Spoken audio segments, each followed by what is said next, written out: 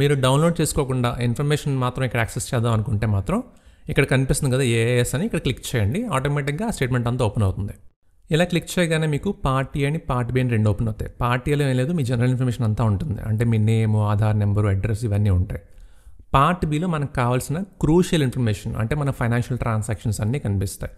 ఇక్కడ మీరు మళ్ళీ అబ్జర్వ్ చేస్తే పార్ట్ బిలో మనకు ఒక 5 ట్యాబ్స్ ఉన్నాయి కదా. దీనిలో ఏంటంటే టీడీఎస్ ఆర్ టీసీఎస్ ఇన్ఫర్మేషన్ అంటే మీకు ఆ ఫైనాన్షియల్ ఇయర్లో కట్ అయిన టీడీఎస్ కానీ కలెక్ట్ అయిన టీసీఎస్ తాలూకు డీటెయిల్స్ అన్నీ కూడా మీకు ఈ ట్యాబ్లో కనిపిస్తాయి. అదే ఎస్ఎఫ్టీ ఇన్ఫర్మేషన్ అంటే మీరు చేసిన హై వాల్యూ ట్రాన్సాక్షన్స్ అన్నీ కూడా, అవి ఏవైనా కానీ అవన్నీ కూడా ఈ ఎస్ఎఫ్టీ ఇన్ఫర్మేషన్ ట్యాబ్లో కనిపిస్తాయి. నెక్స్ట్ పేమెంట్ ఆఫ్ ట్యాక్సెస్ అంటే మీరు పే చేసిన సెల్ఫ్ అసెస్మెంట్ ట్యాక్స్ కానీ ఒకవేళ అడ్వాన్స్ ట్యాక్స్ అయినా పే చేసి ఉంటే ఆ ట్యాక్స్ డీటెయిల్స్ అన్నీ కూడా మీరు ఈ ట్యాబ్లో చెక్ చేసుకోవచ్చు. Next demand and refund. ఒకవేళ మీకు లాస్ట్ ఫైనాన్షియల్ ఇయర్లో డిమాండ్ కానీ రిఫండ్ కానీ ఉండుంటే ఆ డీటెయిల్స్ అన్నీ కూడా మీరు ఈ ట్యాబ్లో చెక్ చేసుకోవచ్చు.